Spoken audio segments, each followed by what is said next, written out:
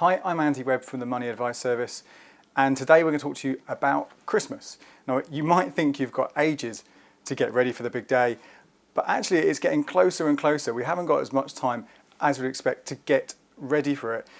And as part of that, you've got to make sure your finances are ready because it's not cheap.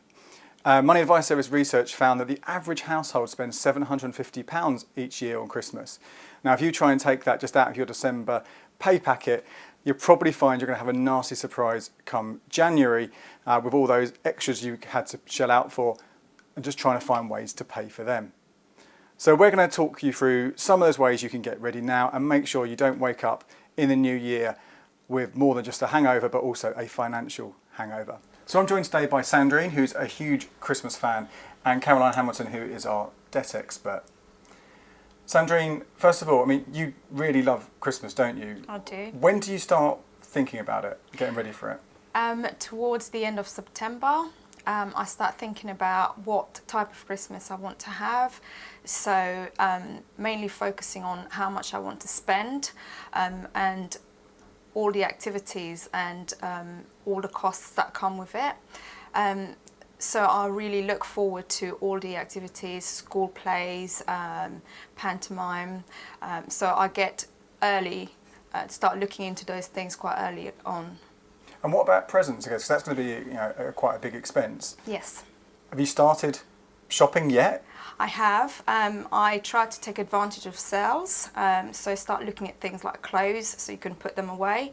I also look at things like electricals, so because they're quite expensive, so I try to get all the big things out of the way and then focus on the little ones. So when do you think your kind of Christmas shopping is normally done? Yeah? October, I definitely start getting into it, and December is mainly the last bit, which is for entertaining if you have family over, so it'll be drinks.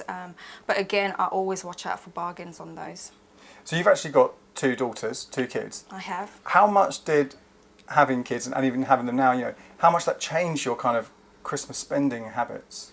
Oh, it has a lot. I mean, we always try to make Christmas as magical as possible, but it comes at a cost. So before we had the girls, we didn't really think about those things. We'll just turn up at parents' house, eat, and then up and leave. Now we have to think about the trees, we have to think about decorations, and the kids get excited about actually going out shopping for all those things. And they tend to pick things a lot, so sometimes you get caught up at the till. Also, it's just about, they always want to follow the latest, who's got what, my friend at school has this and I want it as well. So it's a lot more expensive than it used to be. Do you plan for that? Do you have a budget, or is there a set date when you might kind of thinking, right, I've got to put this aside for Christmas? I do start saving at the end of September, and I start like I said, just buying more expensive stuff. I do have a budget, and I'm quite strict in that sense, because there are certain things that I wouldn't buy just because I know that they're not as useful, and you have to think about it long term rather than just a one-off gift which is going to be used for a short period of time. Caroline, is there an ideal time to start thinking about putting that money aside for Christmas? Yeah, January. One of the most difficult messages that we struggle to get across in debt advice is saving for expected costs. It's not just Christmas. The school uniforms at the end of August, ready for back to school in September, car MOTs. These are all things that can catch people out, and we know they're coming all year. So I've got loads of tips that have been passed on to me from giving debt advice over the years. And the thing that all of the clients do that really helps is they start saving small amounts in January. If you think about it, £25 doesn't sound like a lot of money, but if you start putting £25 a month away in January, that's £300 come December. And if you also shop wisely and get the bargains, like Sandrine said, you can also make that £300 spread really far. I tend to get Christmas cards and wrapping paper. Absolutely. In January, in the sales after Christmas. And, get them all and reduced. certain gift sets, if you've got kind of sort of loved ones that like their expensive perfume and things, those gift sets go down quite a lot in January. Yeah. So how do you pay for Christmas? I do use my savings, which I've built up, but I do get caught out as well. And I think 4 days for things that I didn't necessarily plan on spending on. So having people over can be quite expensive. Activities that, you know, going out for Christmas parties, you want to look your best, so you're going to buy a dress and so forth. So those are the things that kind of catch me out. And also a lot of the plays can cost quite a bit. Again, those are sort of the unprepared ones. So I do tend to use the credit card towards the end. And every year my aim is not to, but somehow I kind of fall back into it. So that thought about saving from January is actually quite good. Yeah. Well, the other thing that it does, you know, again, debt advice clients that have done this say that it kind of focuses the mind. So you mentioned the sales. Actually, I started to get a few bits in the sales there in July for Christmas. Yes. Let's hope they're watching and find out just how much you spent. You get your handbag, it was bought in July. So yeah, you know, it does kind of focus the mind, and it means that you've always got a pot of money there. So if you are going to dip into it because you've seen a bargain, it doesn't derail your normal spending because you've got that money set aside for it. I mean, I don't think Sandrine's alone here in kind of tempted to hit the plastic, hit the credit card to try and afford Christmas and other kind of those big events. What are kind of, I guess, some of the perils that happen when someone does that? I mean, what I liked about what you said is that you try and save and you try and cover most of it by being careful, planning well, looking out for the bargains and making the money that you've got go furthest. And you only put a little bit of money on a credit card. I think the biggest danger is if you don't save anything and the whole expense of Christmas goes on a credit card, partly because you're likely to spend more than you would. You know, if it's going on credit, you're going to spend a little bit more. But also it means that you've got to pay that back. And if you've got to pay that back quite far into next year, it inhibits your ability to get on the front foot and start saving for the following Christmas.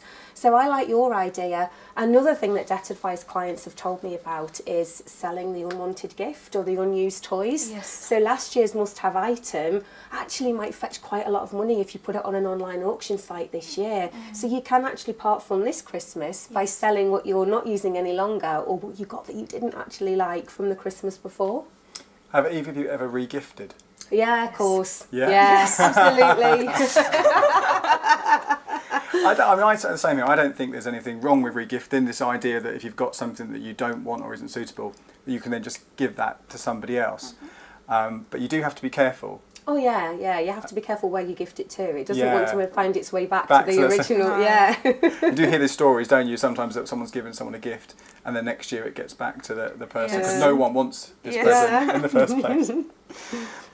With that, in fact, the idea of making sure that you're kind of getting gifts that are going to be wanted, you're buying things for people. Have you got any tips there and kind of to avoid the danger of this money essentially being wasted? It's your money that you've earned and you're just buying it for something that could end up being sold off, could end up being regifted, or even worse, could end up in the bin. I mean, how do you make sure that you're buying presents that's not going to happen to? Well, you've got a couple of options there. You can get a gift receipt from most places. Yeah. So you can actually ask for a gift receipt. It doesn't say what the amount was, but it means that if that person wants to return it, they can return it for the full value. So that's always an option. Otherwise, you just ask somebody, don't you? Yeah. I know I always ask my sister what to buy for my nephews. I never try and go it alone on that one anymore. Yeah, I do the same. And also gift cards are quite good, especially if you're unsure but you don't want to ask either. So rather than kind of just guessing and wasting money, you could just get them a gift card from one that they can use on all the shops. So I tend to do that quite a lot. And with that, you can actually budget how much you want to spend on them. So if you want to buy a £10 gift card, that's exactly what they're going to get, and you're not overspending in that way. That's interesting because sometimes you have that. You're out there, you're shopping, and you see something you think, that could be the perfect gift. Yeah. But it's not. More money, it costs you more, and the danger is Yes.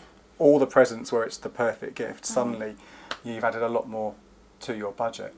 Well, what we do, I've got 8 friends that I've had since early childhood, and we no longer buy individual gifts anymore. We have a Secret Santa situation, so I buy one nice gift for one of them, and that's how we do that. So That's nice. yeah, rather than kind of sort of have a £10 budget each, we have a smaller budget, but one that you're going to get something half decent, and that's how we kind of cut the costs there.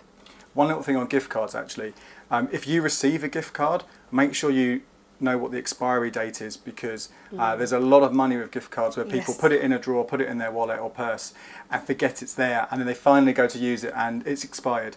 So make sure you use it before they run out. Something I wanted to talk about as well as presents is just all the other costs that come along. And I know you sort of touched on the sort of things, that's the surprise costs you have, such as going out, but what are the things that every year you go, oh, I keep forgetting that that's always going to cost me more than I expect? I think in general, most things do go up around Christmas, and that's something to bear in mind even when you are starting to save or budget for that.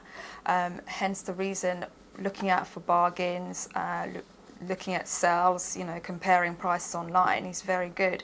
Because I find from my experience is that as for me personally, as my children get older, the cost of buying them clothes and so forth is also a lot bigger. So it's also things like having people over, people will bring a friend or a friend, and you get slightly carried away because it's kind of this really happy occasion. So you want everyone that comes to you to enjoy themselves, and you spend quite a lot of money, which is, for me personally, I get caught up quite a lot on that. And again, if you are organising events, I would say just start looking at those bargains, the buy one get one frees on drinks and so forth, just so that you can start stocking them on the side. Again, they add up quite a lot. When you think about all of those spendings at the end, you find that you've actually spent quite a lot of money, and it can be quite frustrating as well because you didn't prepare yourself to spend that much money. So I think overall people should sort of look at it as Christmas is an expensive time of year, so just always be ready to have a little bit more money on the side, so you don't go overboard. And I one of the things that I always get amazed at is when people complain about the Christmas stock coming into the shops in September. Yeah. As a debt advisor, that's brilliant. That really, it's a great opportunity to just buy something every week so that you've got your stash, you've got your drinks, you've got your mince pies, you've maybe got your tins of chocolate, and if you started buying those as soon as they come into the shops, especially when they come on offer, then it doesn't hit you all at once. You've kind of built it up gradually. You just got to have the willpower to make sure that you don't start dipping into that chocolate so there could be a too early. There could be a flaw in that plan. Opening those bottles of wine. Advent calendars, that's the kind of chocolate advent calendars. I always think, obviously it's great if it's a budgeting thing and you're buying it early to get yourself ready, but really an advent calendar shouldn't need to be bought until the end of November, the last week of November, ready to go. I think a lot of people are going to be eating that chocolate in October. Well, don't eat it in advance. That is the key. Have a hiding place for it. Don't have it front and centre of your kitchen cupboards. I mean, it's interesting what you talk there about. You want to have a good time. You want to enjoy yourself. You want your kids to have a good time. Mm-hmm. I think there is a lot of pressure for Christmas to be perfect. Probably more than most other days in the year. Birthdays and other things, maybe there's a bit of pressure, but Christmas probably is, it's got to be great. And you see that quite often, don't you? Like in the kitchen, the dinner's got to be perfect and stuff. But do you find that maybe makes people who can't afford it, they're already struggling, to go overboard from that pressure? Not so much that. I think people set their own standards. People always want to have the Christmas that they had the year before, or better even. And one of the things that I've learned from being a debt advisor for years is that the people that do press stop on that and they do adjust and spend what they can afford, they say that they enjoy Christmas much, much better if they're not carrying that worry into the new year. You talked about having to pay the bills in January. If you've maybe missed a payment on something important like your rent or your mortgage in order to pay for those things, that's going to really bite hard. Never give in to that temptation. I would say start saving early and make sure that you have got a little bit of money to one side. Look for the bargains and shop throughout the year. Make sure that you spread that money quite far, and then use what you've got at home. Regift, sell things. Just have a look. Don't buy what you don't need. You can get a really good Christmas together on a lot less than you think, and it means that you enjoy it more. People tell us. What about the pressure though from other people? So I mean, kids, you said that they'll put the latest things. Yes. I mean, whether it's your own or you see your friends and their kids, any techniques to kind of soften the blow? If they really want something, but Father Christmas isn't going to be able to afford it this year. Are there ways that people can kind of help that, so it's not a big disappointment on the day that thing doesn't turn up? I think there's a lot of alternatives in terms of the type of presents that you can buy for your children. Obviously, not everyone can afford to have the latest of everything. So, and there's a lot of good products out there that you can wrap up really nicely, and just, you know, the kids will still enjoy it at the end, but not necessarily giving into that pressure. I tend not to, because for me, I think I will tell my children what I can and can't afford, and I'm hoping that, you know, they understand. If they want this now, if I can't afford to give it to them, I will tell them the truth and say I can't afford to buy this. So I don't feel pressured with that, because I feel like I can control what I want my children to have based on what I can afford. And, you know, there's always other times of year, so if I can't afford it then, it might be on their birthday, and say, you know, you could have it at a later time of the year. And also I think it's important, even for the children, as much as you want to make Christmas magical for them, to also understand that there's a cost behind it. So you can have X number of presents, and that's where we stop, rather than buying things that they don't even use. A lot of children, the excitement is just ripping the present and not actually looking at what's inside. So it's kind of having those conversations as well with children, which I tend to do with mine. And as long as you have a really fun day that doesn't cost too much, you've got lots of bright lights and so forth, children will always enjoy it. So I don't necessarily give into that pressure. I just try to stick to what, and also learn from where I got stung the year before. So kind of focus on those key areas. Well, we know from our research, actually, that giving children control where money's concerned and allowing them the power to make choices is actually good for them. Yeah. And what my sister used to do when her kids were really young is make a collage out of the catalogue of the things that she was happy to buy. Mm-hmm. So they would choose. Their own little catalogue. They would choose from That's those a good things. idea, yeah. And now that they're older and they understand the cost of Christmas, if they want something really big, they understand that that's all Father Christmas will be bringing. He won't be bringing extra things as well. Right. And then there's a trade-off and a choice and a bit of control that they have over that decision too. And of course, no, not everyone has kids, and not everyone who doesn't have kids also. There's still pressures. Yeah. There's still that kind of idea, your fear of missing out, is it the FOMO thing where too many Christmas parties. Yeah, I suffer, out. Andy. Yeah. I suffer. But I do think there's that similar kind of thing. Don't feel the pressure, because if, as you said, it's that choice of, yes, you get to go out to a few parties, or the rent doesn't get paid, the bills don't get paid in January. I think all your friends would totally understand that the reason you can't go out, and maybe could help find a cheaper alternative for a night out, is the fact that you could be getting further into debt or really have huge financial problems. So I think everyone kind of just be aware of the pressures that are out there, that even if you're not experiencing it, your friends and family might be. So just don't push that pressure on people if there's a little bit of resistance. Yeah, definitely. As well. Now, it could well be that people are struggling anyway, even if they're watching this now, they haven't saved up enough for what they want to do. And as much as they can, hopefully, they'll stick to their budget. But if anyone does come into the new year, or even now, but particularly after Christmas, the new year, and the money problems have got on top of them, what can they do? Where can they go for help? Yeah, I mean, there's lots of free sources of help, and, you know, debt advisors really like to speak to people early. They like to speak to people as soon as things start to become a struggle. So if you already are feeling overwhelmed by your debts, or you're already starting to miss payments, get in touch with a debt advisor sooner rather than later. Don't give in to the pressure to spend and leave it till January. But there's lots of sources of free, really good quality debt advice. They're all listed on our website. We've got a debt advice locator tool, so you can look for national providers that can speak to you over the phone or deal with your situation online. You can also look for local providers, someone that you can actually go and see near you that will be able to help you work out a plan to pay the money back or do something different if that's appropriate for your situation. And before we go, I just wondered, what's your top Christmas planning tip in terms of money, where we are now before Christmas, the top thing you'd recommend people do to make sure they can afford this Christmas? Caroline? Save early.